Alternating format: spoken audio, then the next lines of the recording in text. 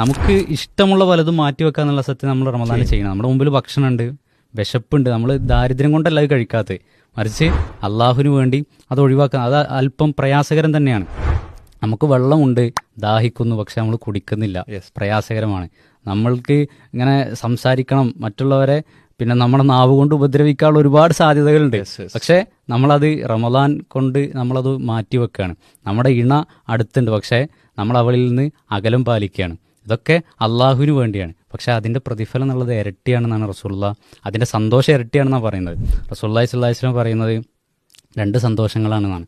ഒന്ന്, ആ ഭക്ഷണം ലഭിക്കുമ്പോഴുള്ള സന്തോഷമാണ്, നോമ്പ് അവസാനിപ്പിക്കുമ്പോഴുള്ള സന്തോഷം. രണ്ടാമത്തേത്, ആ ഭക്ഷണം നൽകിയ അള്ളാഹുവിനെ കണ്ടുമുട്ടുമ്പോഴുള്ള സന്തോഷമാണ്. ആ സന്തോഷം ഒന്ന് ഇവിടെ അവസാനിക്കുന്നതാണ്, പക്ഷേ രണ്ടാമത്തത് എക്കാലത്തും നിലനിൽക്കുന്ന പരലോകത്ത് നമുക്ക് സ്വർഗത്തിലേക്കുള്ള സന്തോഷമാണ്. അതുകൊണ്ട് റയ്യാനിലെ സന്തോഷത്തിന് വേണ്ടി പരിശ്രമിക്കുക എന്നുള്ളതാണ് നോമ്പിലൂടെ